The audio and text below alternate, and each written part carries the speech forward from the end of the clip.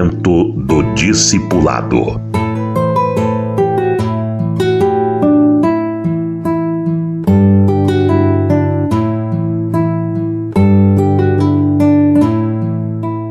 O desafio maior, no meu entendimento, que o discipulado enfrenta é livrar o novo cristão, o novo discípulo, da correnteza religiosa. Vamos procurar entender. Será que a correnteza religiosa é pior do que a correnteza do mundo?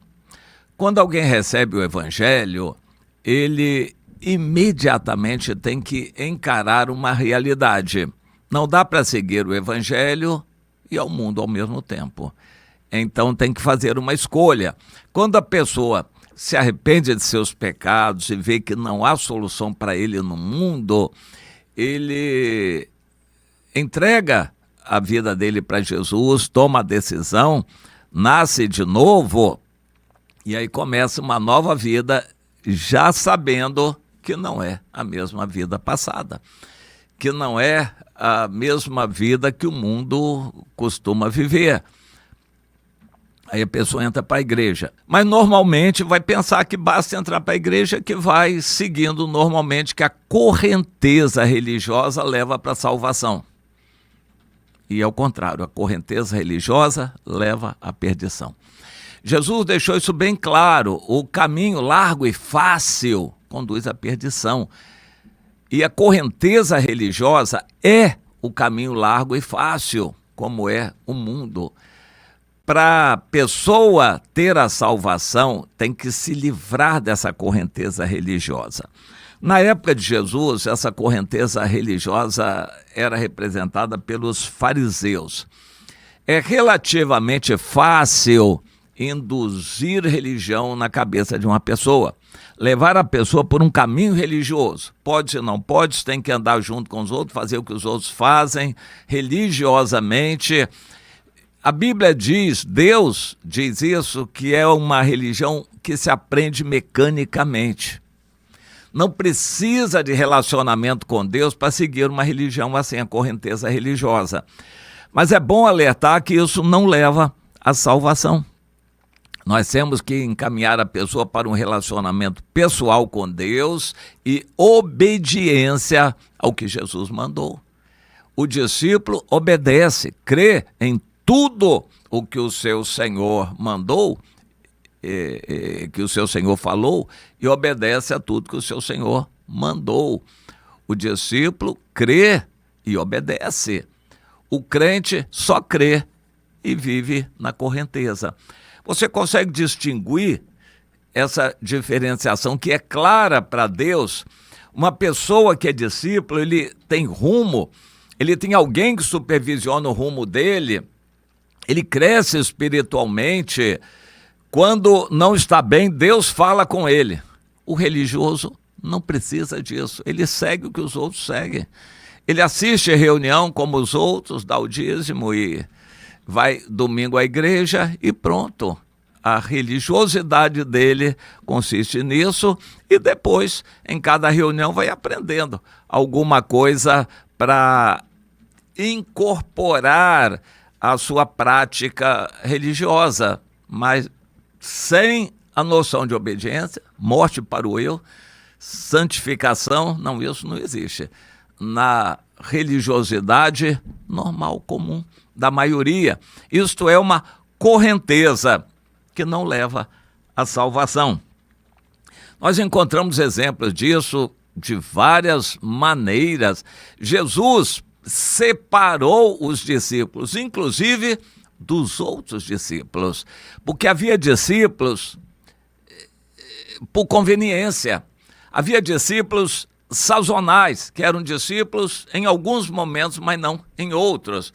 Havia discípulos pela metade, eles não eram totalmente entregues, e assim por diante. Jesus queria lidar com discípulos totalmente entregues a ele, por isso ele separou. E Jesus não andava fazendo reuniões comumente lá no templo. Ele foi algumas vezes ao templo, ele era judeu, mas ele fez os discípulos num relacionamento pessoal fora dos trâmites normais da religião. Inclusive foi criticado por causa do sábado. Ele via coisas mais importantes do que a pretensa guarda do sábado. Hoje, pessoas valorizam a aparência da igreja, do templo, da reunião, a formalidade da reunião, a quantidade de pessoas da reunião, a vestimenta das pessoas na reunião, mas a Bíblia ensina que isso tudo é secundário. Há coisas mais importantes dentro da pessoa, o amor, a justiça, estar com a vida acertada com Deus, a santificação. Isso são aspectos fundamentais. O povo de Israel se afastou completamente de Deus e se enveredou por um caminho religioso como as outras nações. Por várias vezes isso ficou claro quando a gente vê o Salmo 106, por exemplo, falando da experiência do povo de Israel e como que deixou os caminhos do Senhor, se enveredou pelos caminhos da idolatria, como as outras nações, o que levou os israelitas que conheciam Deus verdadeiro a seguirem os caminhos dos outros povos. A Bíblia focaliza o que chama de ídolo. Ídolo é uma imagem visível que traz ideia religiosa. Mas o Deus de Israel era totalmente invisível, espírito, e por isso o israelita tinha tendência de se afastar de Deus e adotar outros ídolos. Nós encontramos desde a época dos patriarcas, eles guardando aqueles ídolos, como a Raquel, que furtou os ídolos do pai dela e escondeu. Ela achou que aquilo era importante.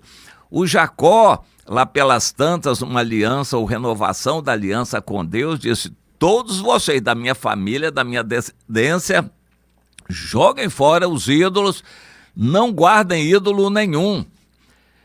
Os evangélicos têm ídolos, o templo, a reunião, a doutrina, a aparência, a reputação evangélica são ídolos. Isso não tem valor para Deus, tem valor para os homens, mas não para Deus. O Senhor quer conteúdo, frutos, resultados. E o discipulado é ensinar a pessoa a obedecer e passar isso para outros e seguir este caminho dando frutos na vida de outros. Uma vez, na época dos juízes, isso acontecia sempre, Israel facilmente se desviava para a adoração a algum ídolo. Adoração é atenção. Quando eles acham um ídolo bonitinho, o culto daquele ídolo é bonito, lá eles colocavam num determinado alto um ídolo daqueles e faziam festas, as pessoas gostavam daquela festa e por isso os lugares altos davam tanto ibope, faziam sucesso naquela época, porque eram coisas visíveis, enquanto o culto a Deus era invisível. O Deus Espírito queria ser adorado no coração. Jesus deixou isso claro para a mulher samaritana. A mulher não é aqui, não é ali, não é com templo, com idolatria, mas é com coração sincero, em verdade e em espírito, que se adora a Deus. Mas no livro de Juízes nós encontramos aquele espírito religioso querendo enquadrar os outros. O espírito religioso tem isso, ele não se satisfaz em a pessoa ser daquele jeito, eles querem enquadrar os outros também. Existe um zelo exagerado em muitos líderes e pastores que querem controlar os membros e obrigar os membros a fazer aquilo que eles querem. Esse zelo religioso que quer controlar, dominar as pessoas, isso não é novo. Na época dos juízes, houve uma guerra que matou muita gente contra Benjamim, porque quando aquela mulher do levita foi morta lá, estuprada e morta por aqueles jovens filhinhos de papai que não tinham nada o que fazer, então aquela guerra aconteceu porque os benjamitas, defendendo a sua reputação, enfrentaram o restante do povo de Israel, que reuniu uma multidão em um exército, porque pelo espírito religioso deles aquilo era um absurdo, eles tinham que enquadrar os benjamitas. Eles não aceitavam nunca entregar aquela situação a Deus, eles tinham que enquadrar.